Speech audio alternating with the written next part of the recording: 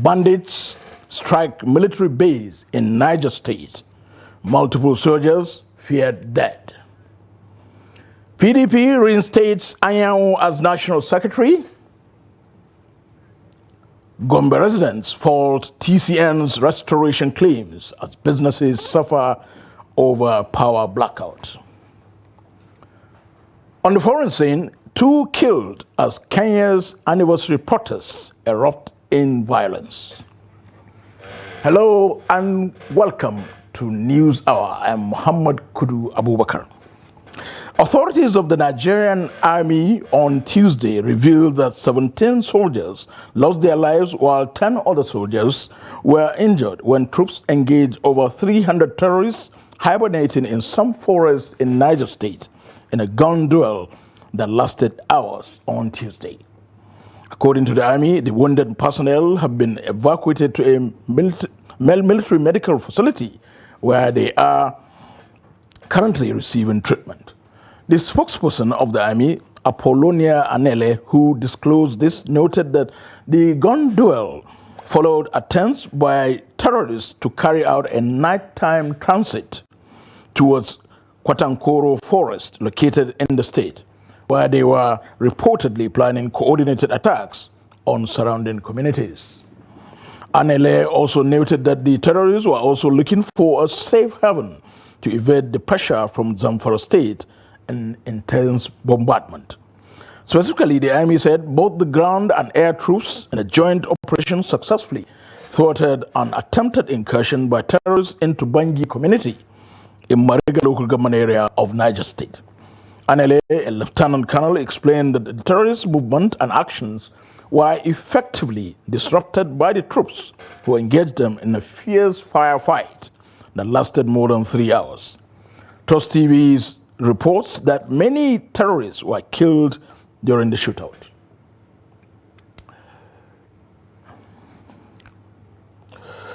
Tragedy struck again in Plateau State as 3 family members were killed on Tuesday while harvesting crops in Mangu district of Bassa local government area. Community sources said the victims were attacked on their farm, with 2 others sustaining machete injuries. The injured are receiving treatment in Jos, the state capital. The attack coincided with a visit by members of the state's fact-finding committee on communal violence, who are in the area to engage with local leaders, stakeholders, and security agencies at the council secretariat. Chairman of the committee, retired Major General Nicholas Rogers, a former commander of the Operation Safe Haven, expressed dismay over the attack. He described it as heartbreaking and urged Irigwe youths who not to resort to reprisals, assuring them that the government remains committed to restoring peace.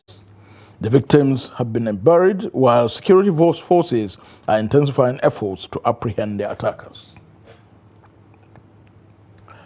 Operatives of the Benue State Police Command have apprehended 5 persons in connection with the killing of 2 indigenes of Kano State in Makudi. The arrest was sequel to Governor Hyacinth Aliye's earlier directives to the Commissioner of Police and other relevant security operatives to ensure that the criminals were arrested and prosecuted in the state. The governor, who spoke through his chief press secretary, Teso Kula, described the act as barbaric and unacceptable, declaring that the perpetrators must be fished out and brought to justice with immediate effect. He extended his heartfelt condolences to his Kano State counterpart, Abubakar Yusuf, over the tragic and regrettable loss of 2 of his people. The 2 governors spoke closely earlier in the day over the unfortunate incident, with Governor Aliya appealing for calm and assuring the people of Kano State that justice will be served. The House of Representatives has resolved to probe the ongoing killings in Benue State. This followed a motion of urgent public importance by Representative Dixon Takige, who decried the June 14, 2025 attack on Yelwata community, which left many dead, thousands displaced, and properties destroyed. The Green Chamber also passed key resolutions on national security, budget implementation, and customs funding. The report. The spate of violence in Benue State once again took center stage at the House of Representatives. with lawmakers condemning the attack on the Alwata community, which left several dead, many displaced, and properties destroyed. The House resolved to set up an ad hoc committee to investigate the persistent crisis. Relief agencies, including NEMA and the Ministry of Humanitarian Affairs, were urged to deploy immediate assistance. Concerned that the scale of the crisis requires immediate and coordinated intervention to prevent further loss of lives and to provide adequate support for the displaced persons affected in the community. In a related development, the House declared the Ikenne Shagamu Remo North Federal Constituency seat vacant following the death of Adewumi Onanuga in January. The by-election is expected to be conducted by INEC. This vacancy is as a result of the death of Honorable Onanuga Adewumi Oriomi on Wednesday, 15 January 2025, which was announced in the House plenary. She was a member of the All Progressive Congress. Meanwhile, the House approved a 1.132 trillion naira budget for the Nigerian Customs Service for the 2025 fiscal year.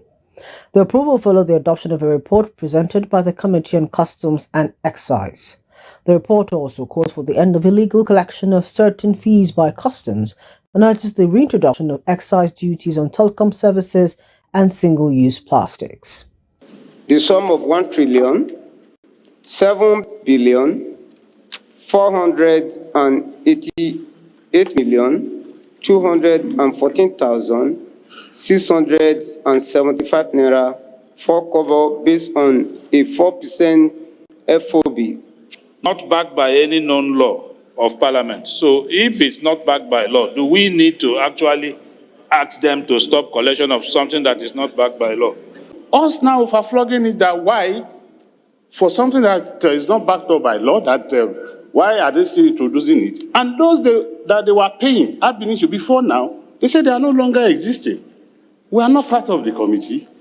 And the committee chairman, by this resolution, I think what this House should do is for us to even support and back him up. Recommendation 1 to 8 and recommendation 9 as amended of the report. In another resolution, the House extended the implementation period for the capital components of the 2024 budget from June 30 to December 31, 2025. The move was formalized through the 2024 Appropriation Act Amendment Bill. To further extend the capital components of the Act from 30th June 2025 to 31st December 2025 and for related matters HB 22404. To further extend the capital components of the Act from 30th June 2025 to 31st December 2025 and for related matters. And in so doing, has approved the following clauses, clauses 1 to 3, explanatory memorandum, and the long title of the bill. Also passed was a bill seeking to amend the Nigerian Police Trust Fund Act. The amendment aims to extend the lifespan of the fund to enhance the training and capacity of police personnel.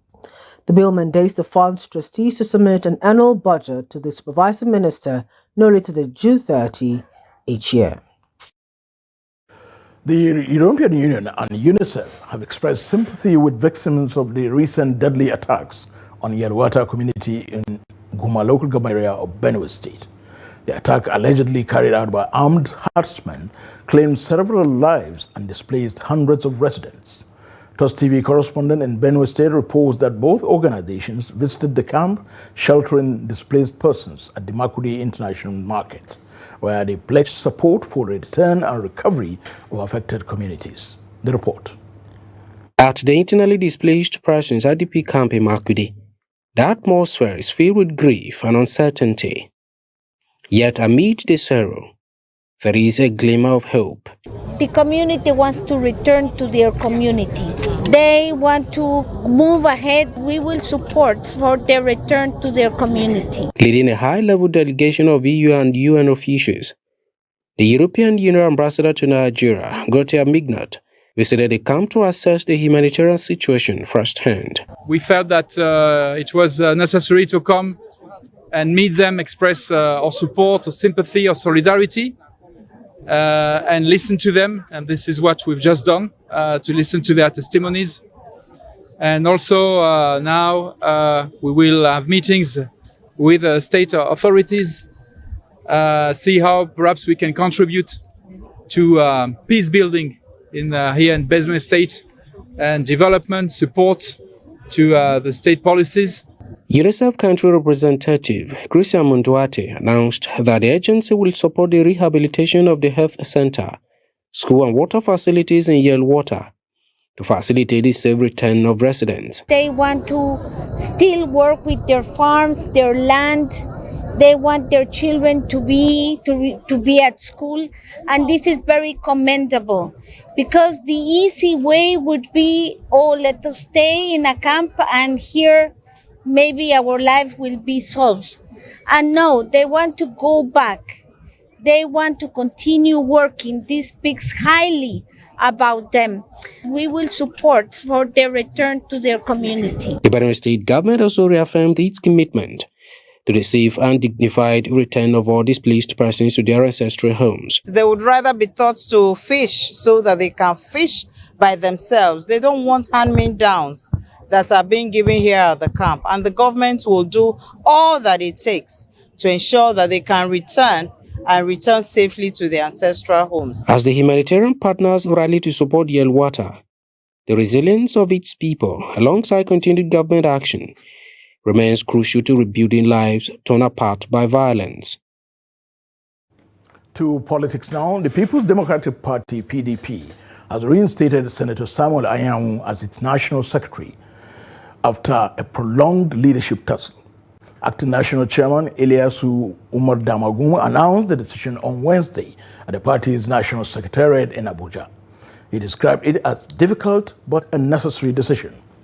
He also said the planned, or rather scheduled, National Executive Committee meeting of the party has been cancelled in favor of an expanded caucus session scheduled for June the 30th. Senator Anyanwu's return follows a closed-door meeting between the PDP leaders and INEC, where the electoral body urged the party to comply with a Supreme Court judgment affirming its internal authority to decide leadership positions. The leadership crisis began after Senator Anyanwu contested the Imo governorship election, and in his absence, Sunday Ude Okoye was named secretary by the Southeast Caucus. A legal battle ensued, ending in a Supreme Court ruling that left the decision to the party. Anyanwu is resuming as the national secretary. I think that's the most important thing. We have no option but to abide by the decision. After due consultation and everything, we thought it's a bitter pill, but we have to swallow it. Whether I want to use this opportunity to call on all our party faithful to know that it was a difficult decision, but survival of the party is more than all of us, more than everything that you feel that you yearn for. Former Senator and civil rights activist Shehu Hussaini says recent comments and opposition criticisms of President Bola Tinubu's government are largely motivated by personal frustrations and exclusion from power rather than genuine public interest. The ex-senator described many current opposition leaders as former insiders who are now reacting to being sidelined. He argued that these political figures share the same elite background as the ruling party, adding that there is no real ideological difference between them. Senator Hussaini criticized efforts to build coalitions against President Tinubu and ahead of the 2017 general elections, pointing to past involvement of many opposition figures in the country's political establishment since 1999. Senator Hussaini dismissed suggestions that the president should take responsibility for internal divisions within the opposition political parties, stating that each party must manage its own affairs without blaming the presidency. There was a heated debate on the floor of the Senate following presentation and review of the ad hoc committee's report on the emergency rule in Rivers State, specifically concerning the screening and approval of the chairman of the Rivers State Independent Electoral Commission. Tensions rose as lawmakers debated the nomination of Michael Ode, a non-indigent, for the State Electoral Commission chairmanship. The report.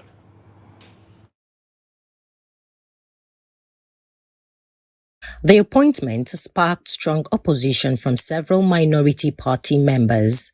Senate Minority Leader Abamoro and 2 other senators voiced their disappointment, highlighting that the earlier appointment of a sole administrator, also not from Rivers State, had already generated controversy. And you know that there were some eyebrows raised when he was appointed administrator. Now he has gone to pick a cross-river person again to become chairman of the electoral commission. Order, please. Minority, 1 second remaining. 1 second. At the end of the day, if you say it's politics, there is no problem with it because we are politicians and his politics have brought us here. I do not see any logical reason why a liberal man will not chair this electoral commission. That the committee has reported, I'm okay, but let it be on record that I don't see the necessity of having somebody from another state chairing a local election committee of another state. If the argument you are giving me now is that you want to get somebody out of Rivers so that the person that will be in charge of this will be unbiased in any way, that is a different thing. But the people should be carried along. On the other hand, Senate Leader Okpeyemi Bamidele and Chief Whip Senator Tahir Mongono defended the nomination, insisting that no constitutional violations had occurred.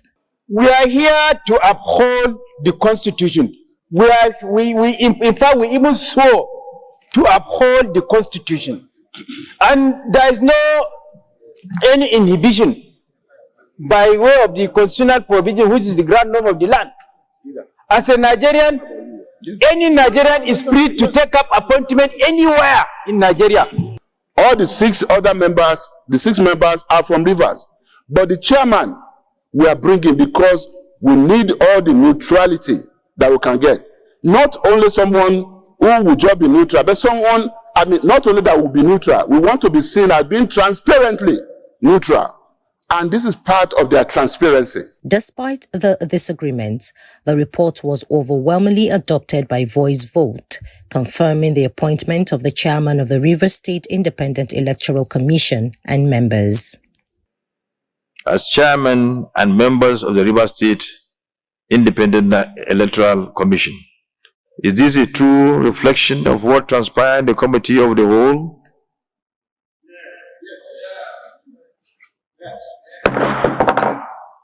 With the confirmation of the appointments, all is now set for elections into councils in the state. Still on electoral matters, the resident electoral commissioner in Ekiti State, Bumi Omoseindemi, on Wednesday pledged the Independent National Electoral Commission's commitment to upholding the highest standards of transparency and fairness in all the processes before, during and after the 2026 Ekiti governorship election.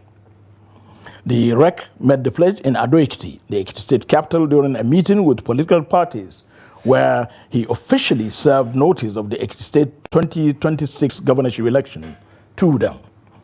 He said the exercise was in compliance with the Electoral Act, which mandated INEC to issue a notice of election not later than 360 days before the date appointed for the election. Recall that INEC had last month fixed July the 20th for the 2026 governorship election in Ekiti State. The chairman, Inter-Party Advisory Council, Ekiti State Chapter, Daramola Owola, who spoke on behalf of the political parties in attendance, held the REC for the meeting. The Senate has passed Rivers State's 2025 budget totaling 1.485 trillion naira. The approval followed the adoption of the ad hoc committee's report on the state's appropriation bill, which allocated 120.8 billion naira for debt servicing, 287.3 billion naira for recurrent spending, and over 1 trillion naira for capital projects. Senator Abdul Ningi raised concerns over the 50 billion naira set aside for pensions, urging strict oversight to ensure proper disbursement. The budget submitted by President Tinubu after suspending the Rivers State House of Assembly now awaits implementation under the state's administrator, Vice Admiral Ibok Ete Ibas. The current economic challenges marked by high inflation, currency devaluation, and rising unemployment are taking a toll on the morale and productivity of Nigeria's workforce. Many believe that the harsh economic realities facing the country are leading to a noticeable decline in workers' performances and output. TOS TV's Bello Musa has this report.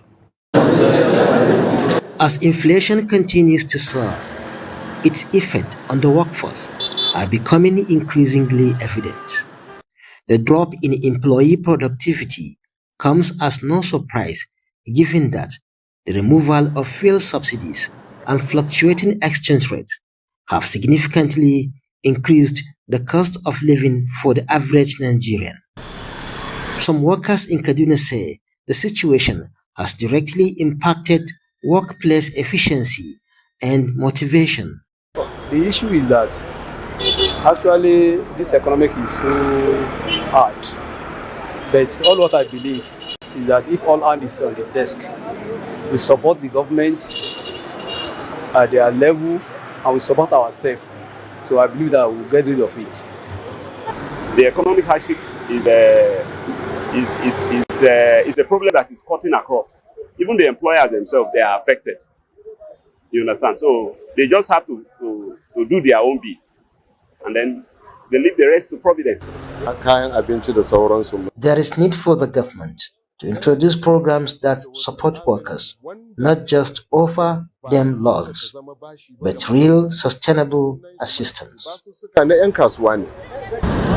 While businesses and employees are also feeling the strain, some are doing their best to support staff and maintain productivity levels despite the harsh economic climate.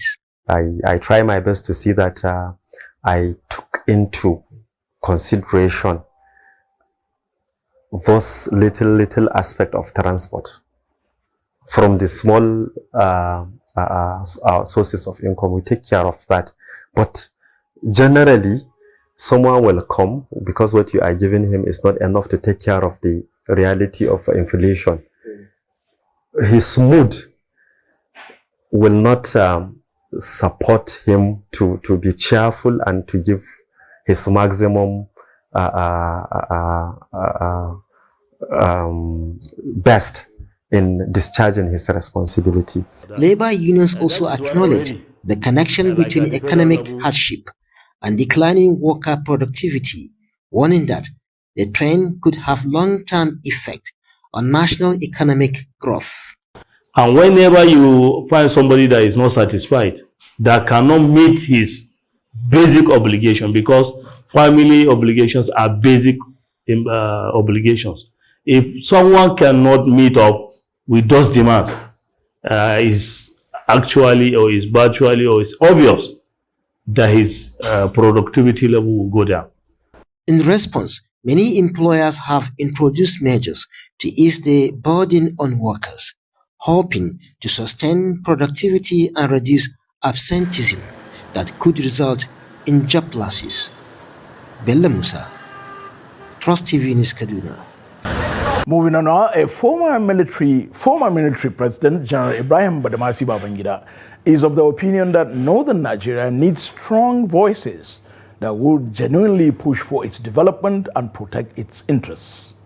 The former leader stated this when officials of the Arewa Cohesion for Peace, Unity and Development Initiative, led by its chairman of the Board of Trustees and former governor of Sokoto State, Attahiru Bafarawa, visited him at his hilltop residence in Minna, Niger State on Wednesday. General Babangida applauded the idea of setting up the movement and pledged his support. He said the North needs such a movement supported by credible people such as Bafarawa and the Director General of the movement, Abdullah Idris, at this time in Nigeria's history. Chairman of the Board of Trustees, Attahiru Alhatu Bafarawa, said the North needed a strong voice that will project its interests in the affairs of the nation. Hence, the establishment of the Arewa Cohesion Movement. He informed General Babangida that Arewa Cohesion shall be formally launched in Kaduna on July the 10th, 2025, and sought former President's support and blessings. It's the concern that is shared by every Nigerian. Nobody is happy with developments in the area of security, in the area of infrastructure decay, in the area of deficit, in terms of infrastructure, in the area of the economic collapse that we are witnessing, in the area of poverty and want by our own people, in the area of political stagnation and uncertainty in the political sphere. I share the concern of every Nigerian, and I also pray that we are going to get out of the woods. It's our task to see what we can do to assist ourselves, not even assisting government, but assisting ourselves. If there is peace, then Nigeria, our own Nigerians, will sleep well. If there's no peace, whether you are president, whether you are governor, whether you're nobody, at least you know sleep with your two eyes. So it's our duty to see what contribution we can do to see that, yes, we unite, more especially the North, the country in general, so that we can be able to move forward. To other matters now, Kano State Films and Video Censorship Board is adopting a carrot and stick approach in dealing with filmmakers in the state, portraying thuggery and violence in movies without showing the negative consequences of such characters. Executive Secretary of the board, Abba El Mustafa, in an interview with TOS TV, said any violator of the guidelines will face prosecution. Ahmad Datti's report is presented from the studio. Kano State has in recent times been witnessing a rise in thuggery, street fights, and phone snatching. The trend and Islamic cleric blame on local films portraying violent characters, which we believe many young viewers often try to copy. The censorship board, however, said filmmakers in the state have been cautioned to stop portraying violent characters in movies, or if they must, should emphatically highlight the negative consequences of such roles, underscoring the superiority and overwhelming powers of the security operatives. A villain role turned hero. He is above the law. He is maybe he can do the unthinkable in the movie. At the end of the movie, you will see that he turns to be the hero. No. That is a negative statement, and now Kano State censorship will never accept it, and it will never censor that movie. But at least if you know the negative, if you want to show to the public the negativity of being a villain, a thug, somebody that is a nuisance in the society, at least let's show the people, the audience, that it is a negative thing, and don't engage yourself in it. El Mustafa also said the board is winning the war against cross-dressing in Kano, with the latest conviction of one of them by the court. And if you can see those artists that are participating on all those cross-dressing maybe roles, it has stopped, and we have been at least prosecuting them. Even if they tend not to do it on movies, they go to social media platforms and portrays it there, and we did not leave them to go free, because those are the characters that we don't want our younger ones to know it. We don't want them to even have a perception of it is only on in the northern part of Nigeria. And I believe you will not see cross-dressers in the southern part of Nigeria. You can only rarely, but now maybe a character, one portrays that character and he has been accepted by the society, maybe the viewers. So everybody will tend to do that similar character, and it will be too much for the northern part of the country to carry, or the Hausa-speaking people to carry it along. Kano serves as a hub for filmmaking in Nigeria, attracting artists to the industry from different parts of the country. Ahmad Datti, TOS TV News, Kano. There are mixed reactions from Gombe residents after greeted the recent announcement from the Transmission Company of Nigeria that it has restored full electricity supply in the state. While some commend the effort, many are arguing and calling for consistency in power supply to support local businesses and household needs. Hassan Koli has the report. It's been days since the transmission company of Nigeria claimed to have fully restored electricity in Gombe State, but reactions from residents point to a different story, as many of them are divided on the issue. Some residents say their communities still experience erratic power supply, contrary to TCN's declaration. They argue that small businesses, especially those relying on steady electricity, are suffering the most. From my personal experience, power supply has improved recently. However, it remains unstable and insufficient to fully support our laundry and dry cleaning business. Although authorities claim that electricity has been restored, we only receive about 2 hours of supply per day. We therefore ask them to not only maintain but also significantly improve power availability.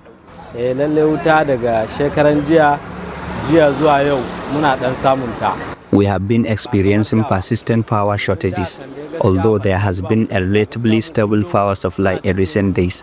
Since this coincides with the billing period for postpaid customers, it's difficult to determine whether this improvement is a genuine restoration or simply a strategy to prompt bill payment.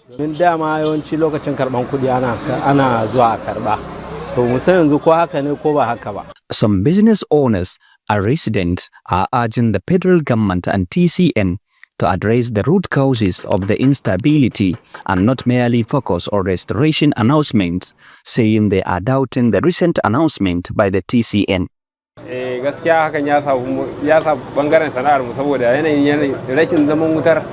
This situation has negatively impacted our welding business, as we have been unable to work effectively. For us, power supply has not been fully restored. We ask the authorities to intensify effort to ensure a stable and reliable supply.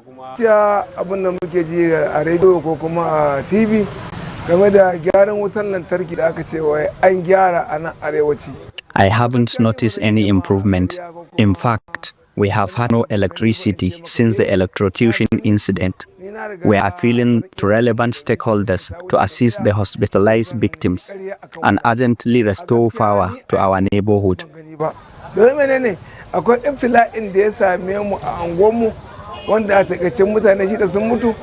As the debate continues, residents are united in one demand: stable, reliable power supply that can boost small-scale enterprises and reduce hardship in the face of rising cost of alternative energy sources. While TCN insists it has done its part, the experience of Gombe residents suggests there is still more to be done. For now, the call is loud and clear. Power stability, not just restoration, is what the people need. Hassan Koli, Trust TV News, Gombe. To education matters now, the Nigerian Union of Teachers, NUT, and other education unions in Edo State have opposed Governor Monday Okwebolo's plan to return 36 public schools to the Catholic mission. In a joint statement, the NUT, ANCOPS, and Option called for the immediate suspension of the policy, warning that it could undermine secular education, limit access for children from poor backgrounds, and create religious tension. They noted that missionary schools are often expensive and focus heavily on religious instructions, which could exclude disadvantaged pupils and conflict with national education standards. The unions also cautioned that the move could set a precedent, prompting other religious groups to demand control of schools previously owned by them. They urged Governor Okwebolo to reconsider the decision and instead prioritize strengthening the public education system to ensure inclusivity, affordability, and unity.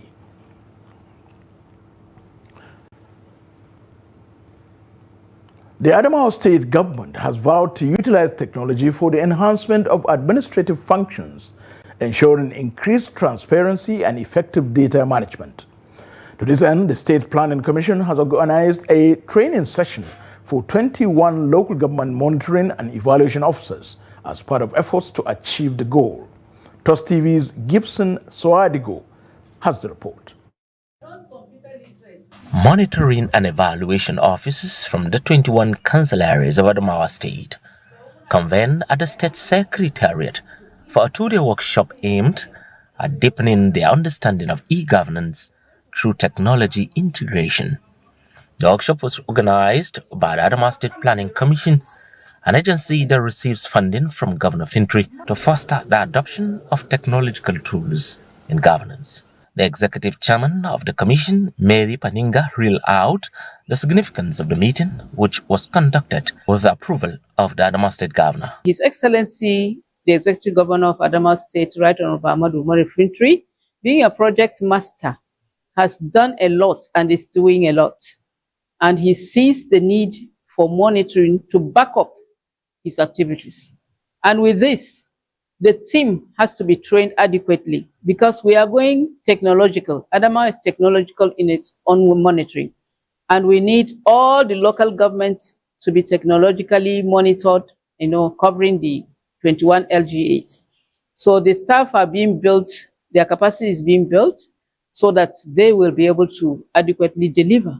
Throughout the program, participants were provided with tablets and received comprehensive training on advanced functionalities of the digital devices. The attendees expressed their appreciation to Governor Fintri for endorsing the training initiative and committed to applying their newly acquired knowledge to further government policies and programs. We have been given this tablet to go around and look at all the projects that His Excellency is doing across all the 21 local government of the state that we have, to send all the projects that we have monitored to the dashboard of this commission. But this is much more significant because we are using a more modernized, sophisticated equipment in taking our reports and monitoring to evaluate works that has been ongoing. Adamawa State says it is dedicated to advancing e-governance through information and communication technology to promote transparency and accountability in its operations. Gibson Suargo, Trust TV News, Yola. The shutdown of the Port Harcourt Refinery Company for maintenance has entered its second month as the plant is yet to resume operations. The immediate past Chief Corporate Communication Officer of the Nigerian National Petroleum Company Limited, Olufemi Shoneye, on May the 24th issued an official statement announcing the shutdown of the refinery for maintenance. However, more than 1 month later, the refinery is yet to start producing fuel.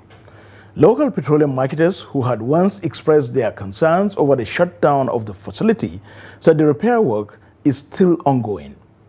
With the NNPC yet to announce a new spokesperson, efforts to get an official statement from the company was not successful.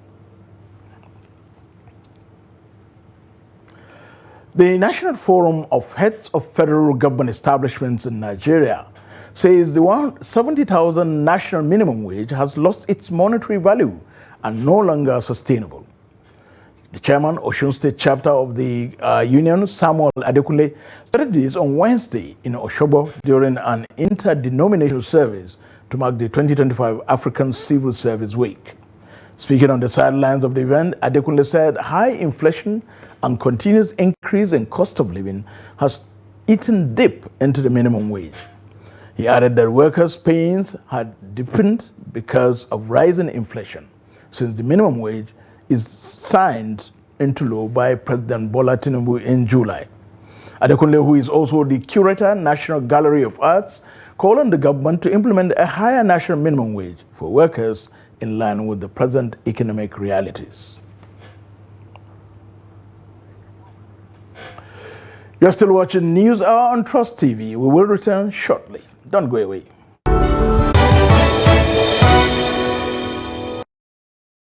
Welcome back. Following the Central Bank of Nigeria's push for higher external reserves accretion, stable naira and elevated dollar liquidity, there are chances that the external sector of the economy will strengthen following the rising crude oil prices. According to economic analysts, the ongoing oil prices rally over Israel-Iran war portends a combination of risks and upsides for the economy, underlining the need for proactive management of its impact. Brent oil futures for July delivery gained over 9% trading at $75.15 per barrel, the highest price since early February. Analysts say Apex Bank is already leveraging on the oil prices rally to consolidate recent gains on foreign reserves, price and exchange naira stability. Oil prices spiked higher at the weekend after Israel executed a large preemptive strike on Iran, heightening concerns of a wider conflict in the Middle East and significant disruptions to oil supply routes. Away from Nigeria, what began as a peaceful commemoration in Kenya has ended in violence, with at least 2 people killed and several others injured during protests marking the first anniversary of the 2024 deadly anti-government demonstrations. Thousands gathered in central Nairobi and across other towns on Wednesday to remember victims of the 2024 protests, in which over 60 people were killed. But the marches turned chaotic, with protesters clashing with police, who responded with tear gas and sealed off government buildings using barbed wire. In Matu, about 100 kilometers from the capital, Nairobi, 2 protesters were reportedly shot dead. At least 1 police officer and several demonstrators were also injured in Nairobi. Tensions flared as demonstrators hurled projectiles and chanted for President William Ruto's resignation, citing police brutality, rising taxes, and a struggling economy. Iran's parliament has passed a bill to suspend cooperation with the United Nations nuclear watchdog, the International Atomic Energy, IAEA, amid escalating tensions with Israel. This development comes as Israeli attacks on Gaza intensified, killing at least 51 people on Wednesday alone. Both Israel and Iran have declared victory following the 12-day conflict. Celebrations broke out in Tehran while Israeli Prime Minister Benjamin Netanyahu hailed the outcome as a historic triumph. According to Iranian authorities, at least 610 people, including 13 children, have been killed and more than 3,000 wounded since Israel began its offensive on Iran on June the 13th. In Israel, 28 people reportedly died in retaliatory Iranian strikes. Faulty locking mechanism in the captain's seat caused the Air India Boeing 787 crash that killed 270 people, according to a preliminary investigation report released on Tuesday. The report revealed that the captain's seat slid backward during takeoff, inadvertently pulling the throttle levers to idle and causing a sudden loss of engine thrust. The aircraft stalled at just 214 feet before crashing into a nearby building housing medical workers. Attempts by the co-pilot to regain control were hindered by the captain's reclined position. Investigators also highlighted missing safety features in the 787 throttle system, including reverse motion protection and weight-based lockouts. In response, the FAA and EASA have ordered urgent inspections of all Boeing 787 pilot seats. Air India has grounded 12 aircraft with similar maintenance records, while Boeing has pledged a redesigned seat by 2026. Time now to join Joseph Peters for Sports News. Preparations are in top gear for the third African Under-18 Under-20 Athletics Championship scheduled to hold from 16th to 20th July 2025 in Abeokuta, Ogun State. As the event draws near, key players in the corporate sector, including the Federal Inland Revenue Service (FIRS), Bank of Industry (BOI), and Letco Limited, have partnered with the National Sports Commission (NSC) to support the successful hosting of the championship. This collaboration reflects increased investor confidence in Nigeria's growing sport economy, as over 50 African countries are expected to participate in the 5-day tournament, with contingent arriving as early as July 12. The 2025 African Under-18 Under-20 Athletics Championship will serve not only as a display of athletic prowess, but also as a celebration of youth development, strategic leadership, and Nigeria's growing stature as a hub for international sporting events.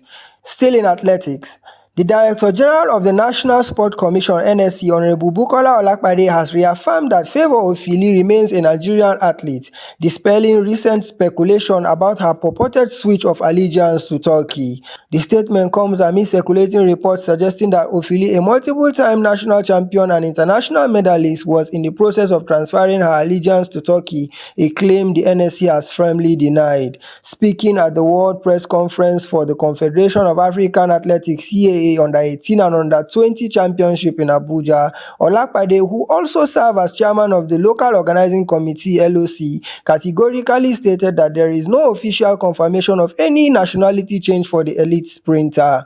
Furthermore, the NSC DG revealed that Ofili is one of the 69 athletes who received financial grants from the commission in April 2025, underlining her active participation in national sport development programs. However, Nigerians are still watching from the sidelines as they wait for the athlete who is yet to confirm nor debunk the rumor. That's Sport News. I'm Joseph Peter. And that ends this Wednesday's edition of News Hour on Trust TV. Do not forget to follow us across all our media platforms and join our YouTube live stream for more news. Thank you for watching. I'm Muhammad Kudu Abubakar. Good night to our world.